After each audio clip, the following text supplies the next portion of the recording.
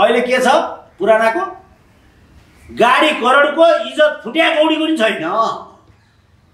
थुक्छ त्यसलाई भ्रष्टाचारी आयो भनेर त्यस्तो बेइज्जती त्यो के को इज्जत त्यो गाडी चढेर हिँडेर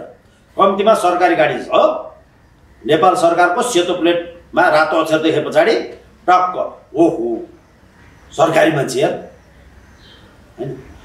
इज्जत चाहिँ करोडको बनाउन गाडी लाखको चढाउनु भारतमा देखिन्थ्यो नि एउटा के त्यो एउटा पेटारे गाडी सेतो गाडी नेपालमा पनि मुस्ताङ गाडी चढे नि बाबुराम भट्टराईले त त्यो नौटङ्की हो त अघि भने आस्तै हो त एउटाले चढेर हुँदैन पूर्ण रूपले निर्णय गर्नुपर्छ अहिले सिंहदरबारभित्र कति गाडी चल्यो हेर्नुहोस् है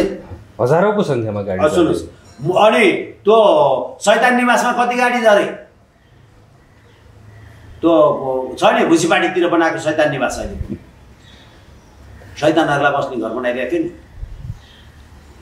त्यहाँ कति डढे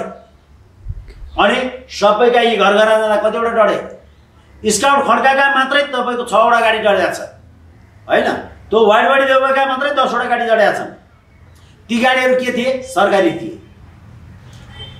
अब त्यसको सट्टामा भोलि गाडी ओभर गाडी नहटाइदिनु किन्दै नकिनौँ अनि त्यसको सट्टामा अब कार्य सम्पादन गर्नुपर्छ पुलिसका गाडी पनि चलेका छन् टेलिफोन गरे 3 मिनेट आइपुग्नु पर्छ अनि खेर 3 मिनेट दौडेर आइन्छ पुलिसका गाडीहरू छन् त्यो भएको हुनाले सरकारी गाडी चढ्नेलाई गाडी लाखको इज्जत करोडको यो नाराका साथ अगाडि बढौँ मितेबिता जान्छ हो चुहाउट रोक्ने प्रोग्राम लिएर जनतालाई सहभागी गरौँ भन्सार छरी यी रोकिने यो हुँदा 12 खरबले रासो बढिया उठ्छ अहिलेको भन्दा 12 खरब बढी न करको दर बढाउनु पर्छ न दायरा हो यो दुईटा गर्ने भने 12 खरब बढी उठ्छ त्यो 12 खरब उठ्यो भनेदेखि 3 खरब कन्स्ट्रक्सनमा गयो अहिलेको भत्किएको बिग्रेकोमा 9 खरब नाफा भएन भने 9 खरब त्यतिकै देखाएको छ उनीहरूले नाफा